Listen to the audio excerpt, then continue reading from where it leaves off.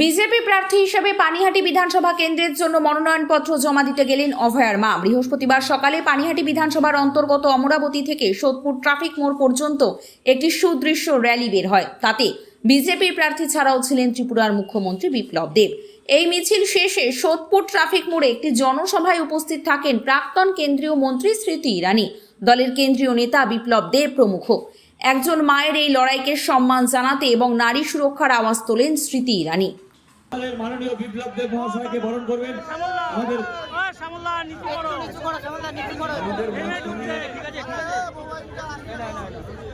ভারত মাতা কি, ভারত মাতা কি, জয় জয় শ্রীরাম, জয় জয় শ্রীরাম। আমাদের মাঝখানে আমাদের ভারতীয় জনতা পার্টির বরিষ্ঠ নেত্রী, পূর্বতন কেন্দ্রীয় মন্ত্রী এবং ভারতবর্ষের সবার পরিচিত তুলসী, যার সিরিয়াল সবাই দেখেছেন। আমাদের মধ্যে স্মৃতি ইরানিজি পৌঁছেছেন। বীরঙ্গনা লড়াকু যে রাহুল গান্ধীকে ধুম চাটিয়েছিলেন লোকসভা ইলেকশনে, আজকে আপনাদের পানিহাটিতে পৌঁছে গেছেন। উনি আমাদের রত্না দিদিকে যে আশীর্বাদ জনতা আজকে দিয়েছে, দুই ধারে উনি দেখেছেন।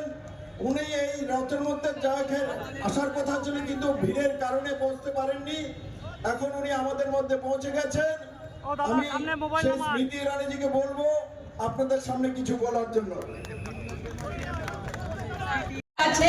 ন্যায়ের জন্য দাঁড়িয়ে আছে, অন্যায়ের বিরুদ্ধে দাঁড়িয়ে আছে। তাই আজকে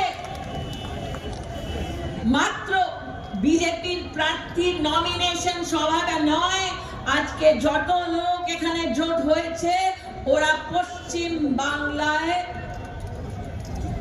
ন্যায় স্থাপিত করার জন্য দাঁড়িয়ে আছে। তাই একটা মা হই, একটা বোন হই, আপনাদের সবাইকে আভার জানাতে চাই। আজকে মাত্র এই লড়াইটা শুরু হয়েছে।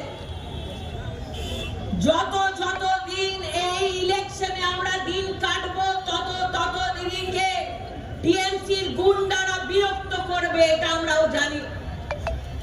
তাই একটা কর্মীকে জিজ্ঞেস করতে আইছি, পশ্চিম বাংলার একটা মানুষকে জিজ্ঞেস করতে আইছি, এই মা কি একা আর খাটবে? এই মা কি একা লড়বে? আপনাদের সবাইকে লড়াইটা লড়তে হবে। বলুন, লড়ার জন্য তৈয়ার? লড়ার জন্য তৈয়ার? লড়ার জন্য তৈয়ার?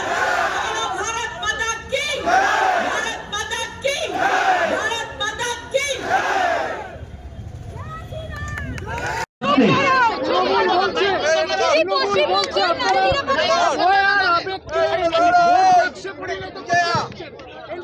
একটি মা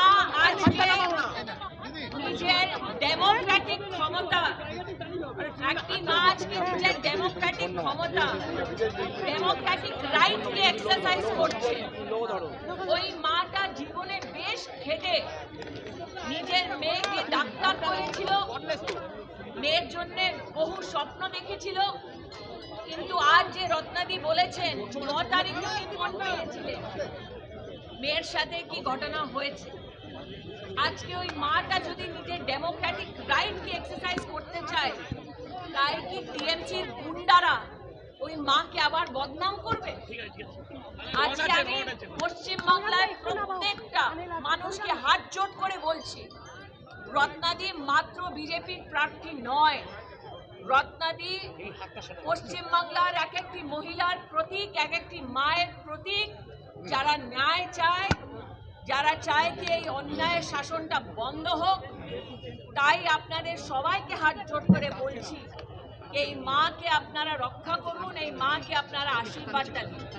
যিনি জাস্টিসের জন্য লড়াই করেছিলেন, তিনি আবার সিপিএম এর প্রার্থী হয়েছেন, করদান দাস। সিপিএম যিনি অভয়ের জাস্টিসের জন্য লড়াই করেছিলেন, তিনি আবার সিপিএম এর হয়ে প্রার্থী হয়েছেন, কি বলবেন? পশ্চিম বাংলায় মমতা ব্যানার্জি বারবার বলেছেন কি মেয়েদেরকে 8 রাতের পরে বাইরে আসা উচিত না।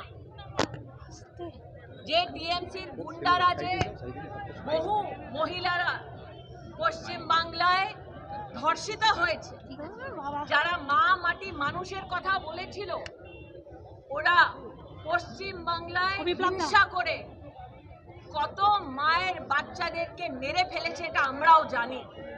তাই এই ইলেকশন আবার মারা সম্মান পায়, এই আমরা সংকল্প নিয়ে আগে বাড়ছি। সিপিএম কি হতে পারে দিদি? ভবানীপুরে কি হতে পারে? ভবানীপুরে